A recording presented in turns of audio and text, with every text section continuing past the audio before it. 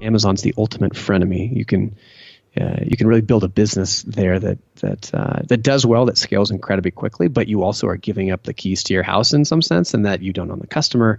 You depend on them for all your traffic. You're not building your own asset. You're leveraging someone else's, and that can be taken away through suspensions or fees going up. Welcome back to the Talking Web Marketing podcast with myself, Ilana Wexler. This is a show where we reveal the best tips, tricks, and tactics to increasing your website traffic and then converting that traffic into leads and sales. We also discuss what's working right now in the ever-changing world of web marketing so you can apply it to your business.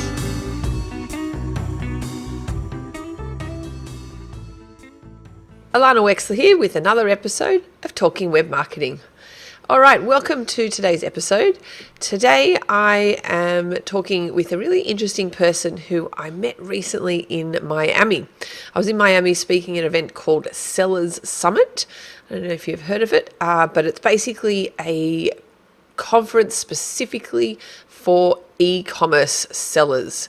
And I met Andrew, who was attending this conference, and he's a really interesting guy, and I'd actually heard about him before, so it's pretty cool to meet him in person.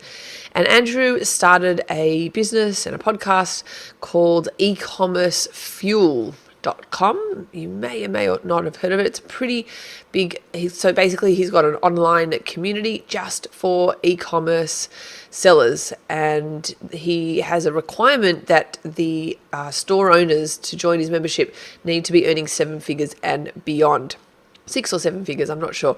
Anyway, I thought I would invite Andrew on today's episode to discover how he built his online community to over 1,000 members. So over 1,000 e-commerce sellers who are earning 6 and 7 figures beyond from their e-commerce store. And he created this online community where people can collaborate and ask questions and sort of support each other, etc. So it's obviously a huge success that he's built it to over 1,000 people. So I thought I would ask him exactly how he's done it. And he did some pretty left of center strategies. So it's always cool to hear something a little bit different than a lot of the classic tried and tested strategies that people do. He definitely did some different stuff, which definitely gave me some ideas for my own community. So I thought you would find Andrew an interesting person to listen to. I certainly enjoyed talking to him, so let's get stuck in today's show. Yeah, thanks for having me on. This is traffic and marketing is going to be fun. I appreciate the invite. No, it's awesome. The pleasure is definitely mine. So I am fascinated by people's journey, and, I guess I can relate to ending up somewhere that I never dreamt of. So you and I both are corporate escapees, being that we used to live in the corporate world and now we are in very different territory. So do you mind giving us, I guess, a brief background about who you are and what you've done, and I guess let's touch on kind of what you do now a little bit. Yeah, absolutely. So it was fun when we met in Miami. We were able to share some kind of corporate war stories and similar histories. And so I got out of college, went into the finance world, the banking world for a couple of years, and glad I did it. Learned a lot, but quickly decided I did not want to do that for the next 10, 20 years. And so I quit. Wasn't quite sure what I was going to do. I had 3 options I was looking at. Becoming an options trader on my own, doing fashion photography, or starting an e-commerce business. And thank goodness that I chose the e-commerce business. And so it was about 2008, and launched an e-commerce business selling radio equipment. Ran that for a number of years, and along the way started a second e-commerce company selling trolling motors.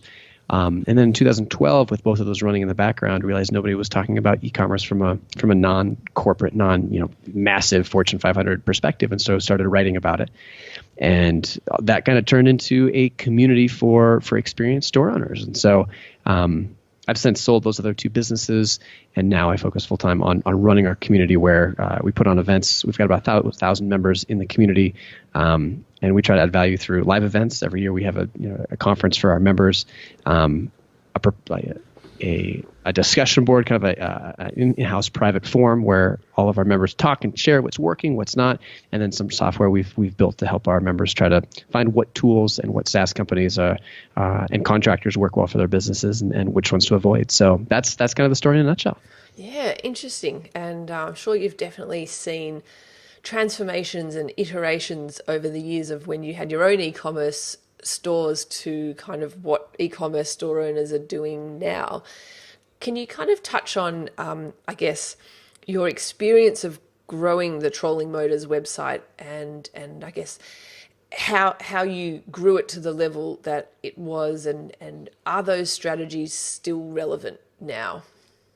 Yeah, so my background is on the marketing side is largely I would say two things. SEO based and kind of guerrilla marketing, kind of crazy, unusual, kind of stunt marketing, more or less, I would say. So the Richard Branson style. So I've seen big wins from that and big wins from long-term SEO efforts. So both of those brands on the e-commerce side were kind of just old school SEO, writing a lot of articles, guest posting, making connections, influencer marketing back in, before it was a term in 2009 or 10. I remember we gave away there was a Jeep site and we gave away probably, maybe $1,000 worth of equipment, and they sent us, oh my goodness, probably $100,000 plus of free traffic over the course of a couple of years. And this is when it was much easier than it is now. So that's kind of my background is old school SEO to build up both of those sites, both of their traffic. And one of the things was they were both dropship sites, and the margins weren't phenomenal, which makes it hard to buy traffic, and the lifetime value was also not phenomenal, which also makes it hard to buy traffic. So SEO was really the only way to go. Interesting. So in running a community of 1,000 odd members, you would hear a lot of discussions about what people are doing now to grow their e-commerce brands. Do you find that those strategies of SEO and what you were doing, the stunt marketing, do you find that your members are doing that kind of stuff still? Does that still work, or is it getting way, way harder that kind of people are moving to other areas? SEO still works, but I think the moats that people have built up around those, combined with the fact that Google is continually diminishing the organic reach of traffic, it makes it much harder. I'd say it's exponentially harder than it was 10 years ago. I think interesting, creative, different PR things that you can do still works pretty well, and I think it probably works as well as it used to, because there's so much noise out there that if you have something that's crazy and different, it can kind of cut through that noise. So that can still work, but I think the SEO side it's just getting hard. It's not impossible. I know people that still invest, and if you start investing in it and you do it consistently for 12, 24, 36 months, you're going to see you'll definitely see results in ROI, but it's nowhere near what it used to be.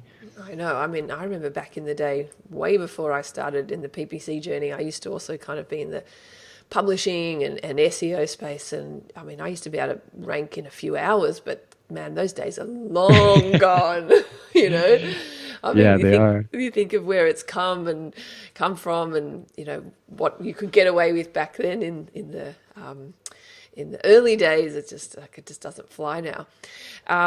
So, running your membership with so many e-commerce businesses, you would see such a cross section of, I guess, the types of e-commerce businesses and their forms of marketing. So you mentioned that drop shipping was not such a, well, you didn't say it was not such a great model, but the margins weren't good. Are people still doing drop shipping websites these days? Do you see that?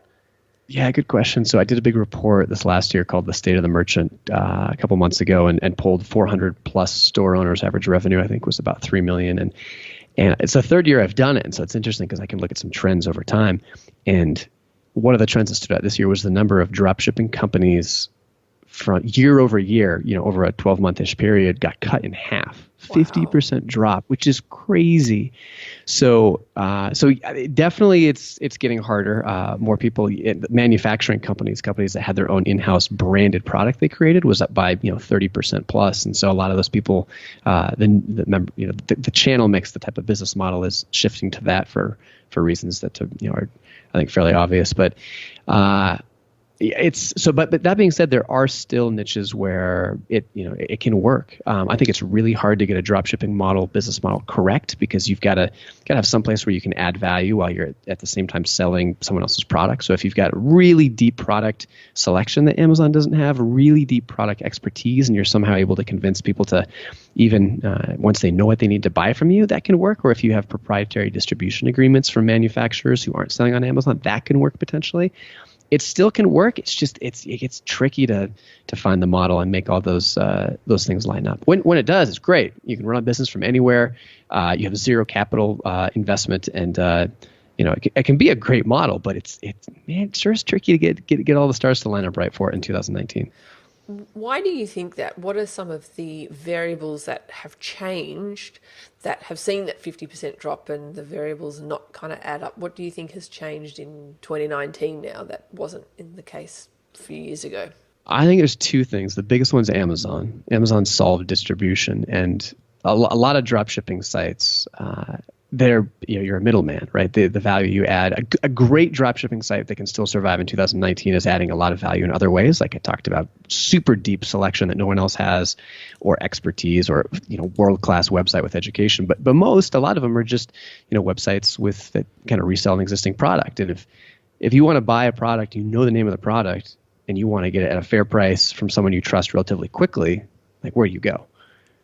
You go to Amazon. That's right. And so that's just destroyed the drop shipping world. The other thing too is selling online has gotten easier. So if I've got a brand that I've spent a ton of time and pain and energy and sweat and capital to build, and I've got my own in-house proprietary product, there's still value potentially for some people in having dealer networks, but there's a lot of value for those same brands in selling direct and capturing the margin for themselves, right? And so when it's not that difficult to spin up a Shopify site and sell direct, a lot of people are going that way too. So I think you're getting pressure from both sides.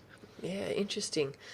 So what do you see, given your exposure to so many e-commerce businesses in all these different industries, what would you say is their biggest struggle in 2019? Like is it a traffic point of view? Is it a product point of view?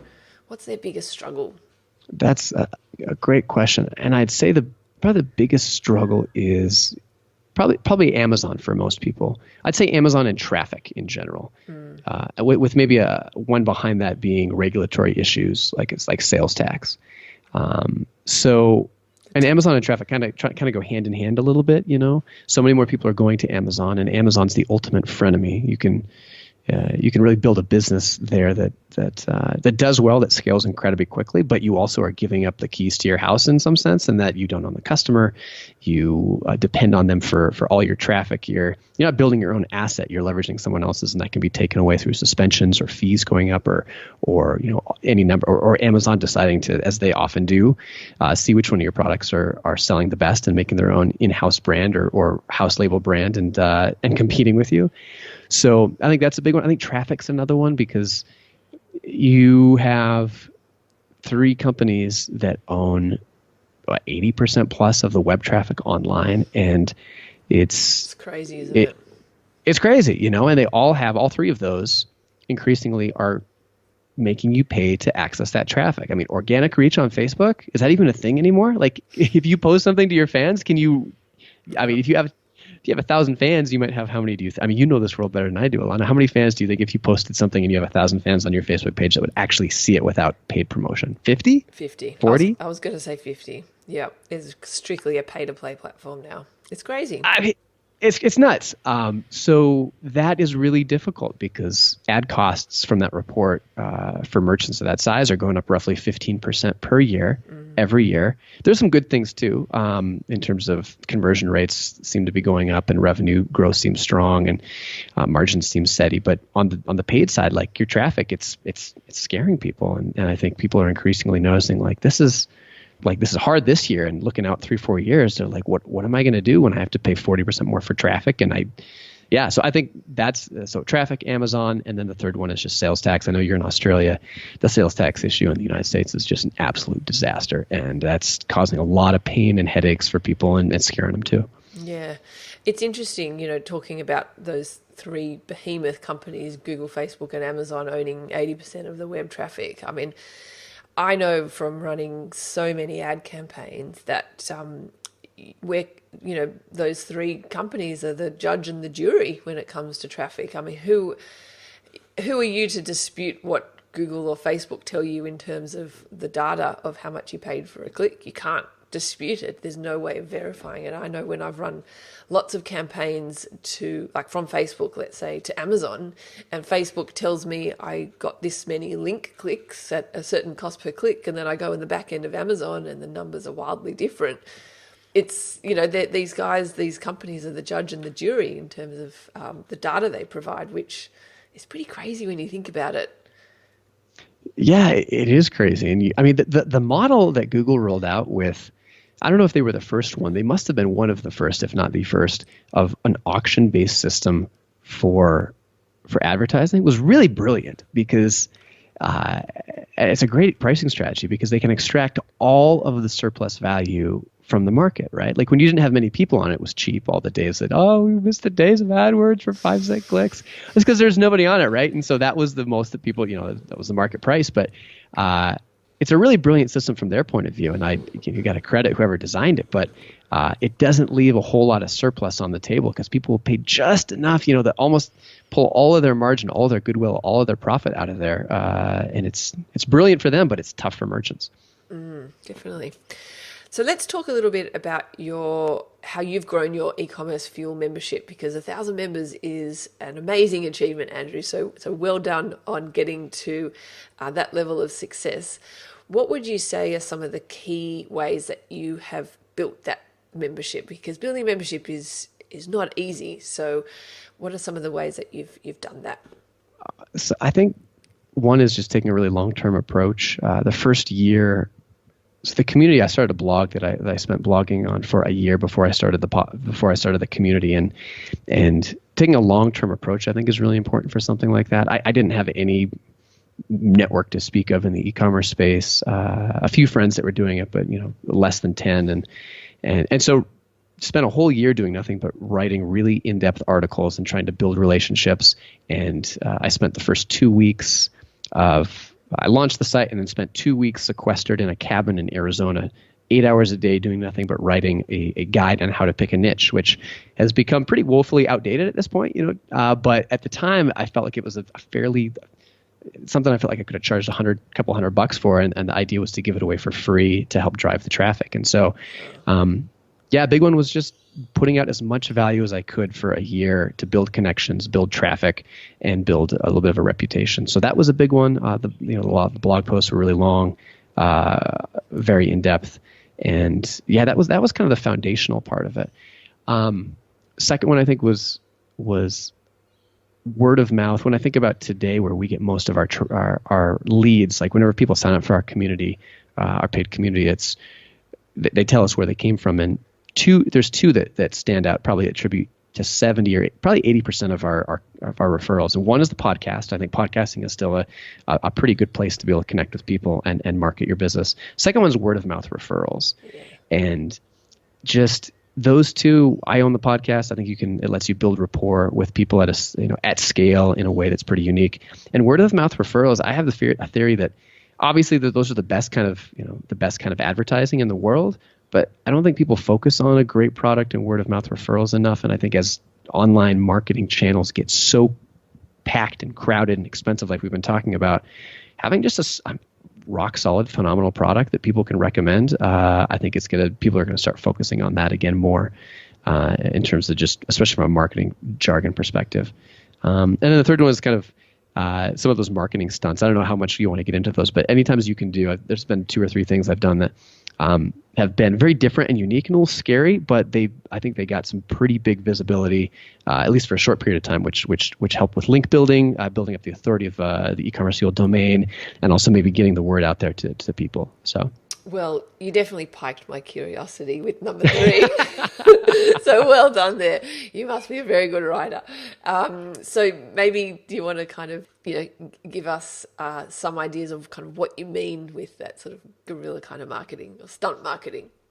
Yeah, I think anything you can do that's totally unusual and different and puts you a little bit in a position of vulnerability is good for marketing. And so I'll give you a couple examples. One, My trolling motor business, the way I sold that, that wasn't a real big business, and I decided I wanted to sell it to focus on the other two. And I thought, I could just sell this and kind of go on my merry way. Or maybe there's some potential here from something I could do fun on the marketing side. And so I thought, like, how could you sell a business in a way that would get a lot of attention and be unusual? And so the idea I came up with was to do a totally public sale, everything about the business public, from the traffic to the financials to the profitability. A few things I kept private, like our best-selling items, things where people could just completely rip off the niche. But for the most part, pretty visible, very visible sale process. And then I ran a reverse auction. So I said, I'm going to start the business at X price. I think I sold it for $185,000. Every day or every week I don't get a bid, I'm going to lower the price by $10,000. And the first person to bid on this and accept the price is going to get it. And so was able to write it up. It was unusual in those kind of two regards. And it was really scary too, because ultimately, like, you could sell a really expensive asset, and if nobody bids on it, I mean, it can drop. I mean, you could really lose lose a lot of money. Anyway, having a little bit of an email list and Hacker News and a few other things, was able to do that and really blew that up and got a ton of great backlinks, a lot of discussion. It's something. It was probably one of my most, if not my most popular blog post ever. And I think the ripple effects from that really helped with marketing in a tremendous way. So things like that you can do that are kind of crazy, totally unorthodox, and obviously it's going to vary based on everyone's position and niche by niche. But usually I feel like some of the, I don't know if you've heard this before, but the best content outline, you got to be careful here, but a lot of times, like, the best stuff, the stuff that does the best for you, gets the most traction, is usually the stuff you're the most scared to hit publish on. And I think that's to some extent true. Totally. That's really interesting. So did you have a reserve price or a floor price that you were willing to not go under, or were you willing to go down to like $10? I did. So it was like, I think it was about $100,000 plus or minus, right around there. Okay. So I did have a reserve price on it, but it was way below. If I sold it for that, it would have been that would have been a terrible place to sell it at. So I did have a little bit of insurance on the downside. Interesting. I'm just curious, would you do that again? Like, was it that effective that you'd probably do that again? Or I guess having done that is the kind of thing that you kind of have to do something different. I think it would depend on the size of the sale. For the size of the sale there, I was willing to take the risk and willing to give up the information and potentially scare off some buyers who, some people saw it and loved the approach. Some people are like, I don't want to buy a business that's totally been, aired out in the public. No, thank you. If the business was in the same size, I would potentially consider doing it again. If it was meaningfully bigger, like let's say, 2 to 3x bigger or larger, I'd probably be a little more careful about it, especially given that I've done it. So I think it would depend. Interesting. So let me ask you this question, and it might be a bit of a tough question. If you were starting your e-commerce fuel membership from scratch now in 2019 with sort of no email list or no traffic, what's something that you would do in 2019 that to start it from scratch? Like, if you were starting again, what would you do? Sorry if that's an unfair question. No, it's a great question. I think, do I have a network of people, or am I do I have e-commerce experience? Do I have a network? Yeah, I don't know. Yeah, you've got e-commerce experience, but and a small network, let's say. A small network. I would go out to my network, go to a conference, try to get as many people as I knew. First, I tried to round up a list of all the e-commerce sellers I knew that had meaningful businesses. And I'd reach out to them and say, hey, I want to know, like, what's the biggest pain point you're experiencing? What's the biggest thing that's hardest for you? Or I'd look into resources of just try to figure out what the biggest struggles are online. Yeah. And then I would probably try to identify one or two things and then spend an entire month trying to create the absolute best resource in the world for whatever that problem was. Like, maybe it's sales tax. Sales tax, we talked about that, or traffic. Sales tax could be one where maybe you just go through and you write, maybe it's a book, maybe it's a resource, maybe it's you create something that can solve a massive pain point for people, and you give it away for free with your branding on it to a website that you control and has some opt-in. Or maybe you just give away part of it for free and have an opt-in. Very similar to what I did to start e-commerce fuel. I think I'd focus on giving away as much value as I could and trying to build a name for myself for that specific site, and give as much reputational authority and link authority by giving things away for free as I could, and have a, at least, I think probably commit to probably a year or two now because it's gotten harder. So I'm probably cheating because I'm just recycling what I actually did. Is that totally cheating? Not at all. And I think that's actually really relevant and honest because it was effective. And it's interesting, like from an ad point of view, we do a lot of strategies that we've been doing for 5+ years that still work now. It doesn't have to be new and it doesn't have to be innovative. If it works, then why reinvent the wheel? Like, so, in our agency, we do new stuff, but we also do classic, tried and tested stuff that still works. Like, why would we not do that? It still works. And so I guess the same applies for you and for what you've done and how you've grown your membership and your business. So yeah, what about for you? Like, if you were starting the business again, on the agency side or on the training side, and just starting from scratch, what would you, or either that, or actually even maybe even more interestingly, what you mentioned, there's a lot of things you've done for 5+ years that still work. Like, what are some of those like old school tactics that you're still doing that still are effective today, that were still effective, 2014 or 13? Yeah, so I guess on the agency side for clients, even though I'm sort of doing less and less of that now, the stuff that still works is a sort of a classic retargeting campaign or a remarketing campaign. It's like, it's tried and tested. I can do it with my eyes closed pretty much. And I guess very traditional forms of lead generation still work really well, especially probably more so in the non-internet marketing industries. So, not trying to sell people how to run Facebook ads, for example. It's maybe you're in the playing guitar industry where the people who are learning guitar are not familiar with classic online marketing strategies like product launch formulas, all that kind of stuff. I mean, that was invented, 10+ years ago, and I still see it work today. But, it takes on lots of different forms. The concept is providing a whole bunch of value to people up front and then asking them to take the next step, which is kind of like what you talked about of, what's the biggest pain point? Can I provide that for free for people in the attempt to build likability and trust and value, and then getting people to take the next step. It's the same thing, just dressed up slightly differently, and it's putting in front of the right people. Yeah, it's kind of silly to say, but yeah, like the old formula of just deliver a ton of value first, and you get so much more trust from people. It hasn't changed in a decade.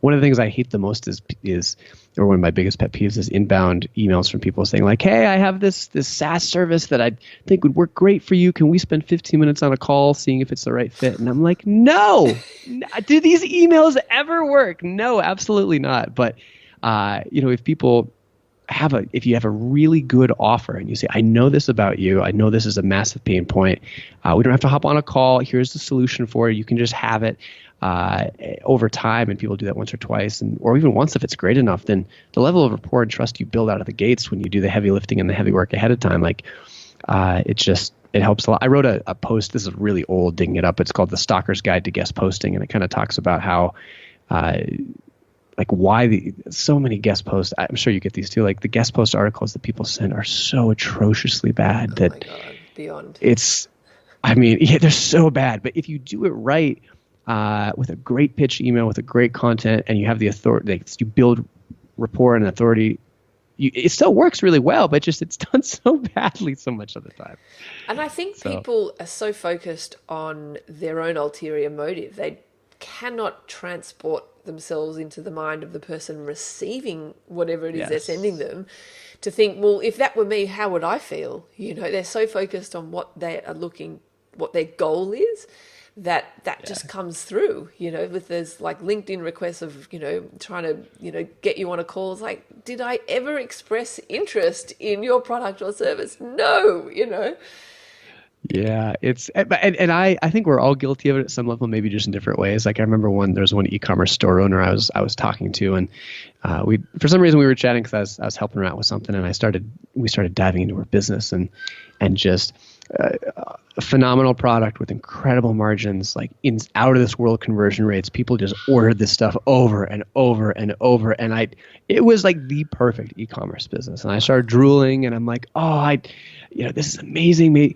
And I think what I said to her at one point, I was like, hey, if you're ever looking for like somebody who, you want to bring on as an advisor, an investor, I'd be happy to. Let's talk about that. But this was like on the first phone call. Totally, it was like asking, it's like going on a date and asking somebody to marry you after, before even the check comes, right? Like, yeah. And I was so eager, and I saw so much opportunity that I couldn't help myself, and completely blew any chance. That the right move there would have been to help them for 2 to 3 months, show them that I could meaningfully help with my advice and with my actions improve the business, and then maybe you talk about that after like months of work. So it's really, everyone does it at some level. I'm not any less guilty of other people, but it's really hard to hold yourself back. Totally. I know exactly what you mean, and especially when you've been around this space for a while, where some people hit on niches or niches like inadvertently, and they don't realize, as you say, like what an amazing business they've got, and the margins are like insanely good, and they don't realize. And so when you have a lens that is you've got exposure to so many different businesses, and you can go, hang on a minute, you don't even realize what you've got here, that can kind of feel quite exciting. So I know exactly from a client point of view, when I see clients come to me and their industry converts like crazy, and they're getting 50-cent leads and hundreds a day, and they think, oh, is this good? I'm like, are you crazy? This is amazing. You don't realize. Yeah, that's cool for you too. I always think money is interesting because my sister was a banker for a while, and people do not talk about money candidly, and definitely not about how much usually they're making, unless they're like family or insanely tight friends, or very atypical. And the lens which a banker has, just looking at bank accounts at the different people that walk in, is kind of like what you have in some sense, being able to look at people's ad spend accounts and seeing what type of industries work well, what businesses work well, and which don't. It's a fascinating view that so few people have. It's true, and to be honest, that's largely why I went into the agency type work, to get exposure to lots of different industries. And let me tell you, in the 7 years that I've run my agency, I have seen so many weird and wonderful industries that I never ever would have dreamed to be a business, like from people running membership sites for a specific type of subject taught at school, to all these hypnosis training, etc. I mean, I've seen it all. My husband laughs at me because he's like, I'm working on this at the moment. He goes, of course you are. Like, who would ever have dreamt that that's an industry, But it's amazing. And I guess, as the saying goes, the riches are in the niches, or the American saying. Never truer, and I'm sure you've seen that in all the e-commerce businesses that you've seen come through your membership, like how many weird and wonderful industries there are out there to become a business. It's crazy. Some of the applications that we get, you read and you just go, you have got to be kidding me. This is $5 million selling gold-plated pipe cleaners for ceremonial, it's insane. Question for you, and I know you can't, you got to be sensitive to your clients, and you can't, name websites or even super specific niches, but broader niches, kind of categories. Are there categories like health and beauty, sporting equipment at a broader level? Is there a category that you have seen kind of be a great choice from a conversion and from a lifetime value and from a cost per acquisition standpoint? And is there a category where you would advise people to stay clear and absolutely don't get into in terms of marketing and competition? Like, if you had, because that's such an interesting view on the analytics of so many companies. Yeah. So as somebody, I guess, who has specialized in buying leads online, hopefully at a profitable level, then definitely, a recurring aspect is such a huge advantage. So if you're selling something where somebody buys it over and over again, be it a product or even a service, that gives you huge amounts of flexibility in terms of how much you can afford to pay for that first lead. You know, we all know that somebody who's bought from you once before is more likely to buy from you again. So if you're selling something where there is what's called like a back end or a recurring aspect to it, that opens the door, so many doors for buying traffic, because you can afford to pay quite high for a customer. So many businesses will lose money on the front end or the first time they buy that customer, because they know they make it back in month 2 or month 3, and then they've got a long-standing customer if they provide a really good product or service. I do also find that the non-internet marketing industries work so well, and especially if you're very clever in your ads and your strategies, people are not aware. So lots of weird online memberships work very well. So teaching some kind of musical instrument or content that's out of the make money online kind of space also works extremely well. But yeah, I have done so many weird things that I never dreamt would be an industry, and I wish I could kind of talk about it more publicly. But yeah, obviously I am bound by confidentiality of my clients, which I totally respect. But I find these people stumble upon them by going into rabbit holes. You know, they pick one thing and then they do that, but then that leads them to something else, and then they go, oh, hang on a minute, this is the thing that I want to focus on. And sort of, had they not started, then they never would have ended up at that final destination. You know, sort of the whole pivot process, which is quite interesting. Yeah, it's crazy. It's a cool perspective you've got. I'm jealous. I wish I had it. Well, you kind of do with running your membership, seeing all the other. Do you find people are quite cagey about what they sell, or they an open book? No, they're pretty open. And so one of our requirements for membership, apart from the revenue guidelines, is you have to be candid about it. You don't have to tell everything you're doing under the sun, but you have to be public about at least one qualifying revenue generating high 6 or 7 figure business. And it's got to be your real name, your real picture, your real storefront on there, and none of this like, Dracar 47 username stuff. Because you're talking about real stuff, you want to know who you're dealing with. So people are pretty open about it, but at the same time, open. They'll share their website and their details and what's working a lot of times, but in terms of full revenue and conversion rate numbers and campaigns, things like that, not quite at that detail. So it's you're right. I have an interesting perspective, and I love checking. It's always really cool to see what's going on, but yours is just a level deeper, I think. Well, because I actually get cost per acquisition data, and I'll never forget when I really delved out into when I started growing my agency, delved into sort of first iteration into sort of weird industries. I was like, whoa, what is going on in this industry?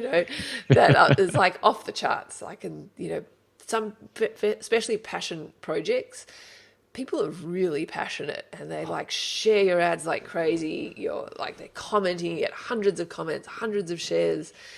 Health and wellness is a big one. Certain types of like diets are really big. So yeah, I guess it's all about kind of what's of value to people that really drives them, and what problem you're solving for people at the end of the day, really. I would guess cars, automobiles, especially like in the performance side or the niche side of cars and off-road vehicles. That's one that I have seen. I don't have don't have the X-ray vision that you do, but from things I've observed from my behavior, from other people's behavior, sometimes some of the niches where people's just common sense goes out the window. It's insane what people will pay for stuff when they get passionate and excited about it.